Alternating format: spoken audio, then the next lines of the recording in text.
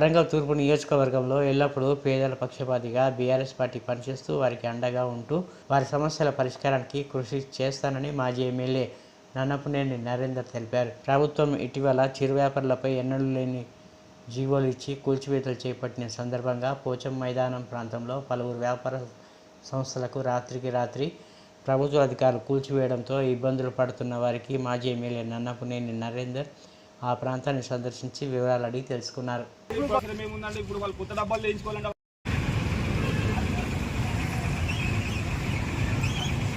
ప్రభుత్వం ప్రజాపాలన కాదు, ప్రజలకు శత్రువుగా ఈరోజు వ్యవహారం చేస్తున్నది.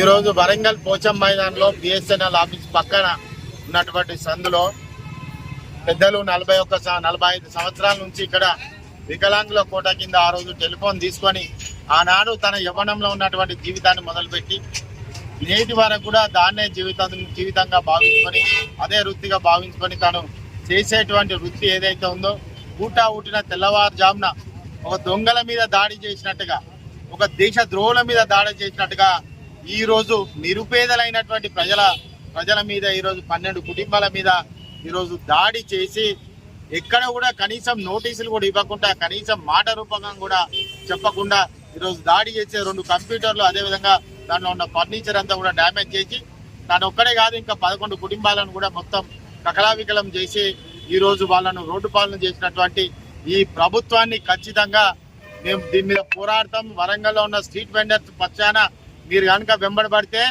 అందరం ఏకమై మీ వెంబడి పడాల్సినటువంటి అవసరం ఉంటుంది.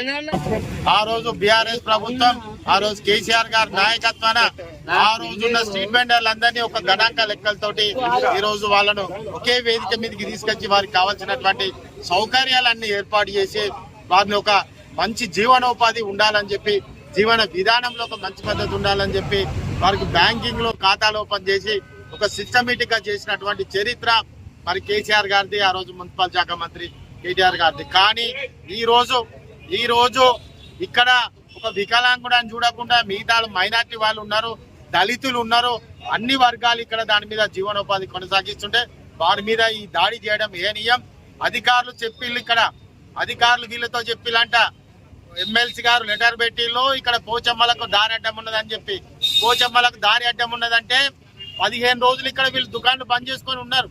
పాప వాళ్ళు ధర్మంగా ఉన్నారు, ఎవరైనా కూడా మనుషులే.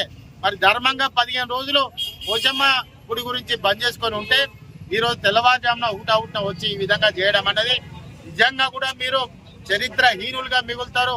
ఈ ప్రాంతం మిమ్మల్ని గౌరవించి ప్రజాప్రతినిధులుగా ఎన్నుకున్నది మీరు చేసే ఏనియమైన పరిస్థితికి ఖచ్చితంగా మీకు దీనికి బదలా తీర్చుకుంటారని కూడా ఈ సందర్భంగా చెప్తున్నాం. స్ట్రీట్ వెండర్ పక్షాన బీఆర్ఎస్ పార్టీ ఉంటది, వారికి అండగా ఉంటదని కూడా ఈ సందర్భంగా చెప్పడం జరుగుతుంది.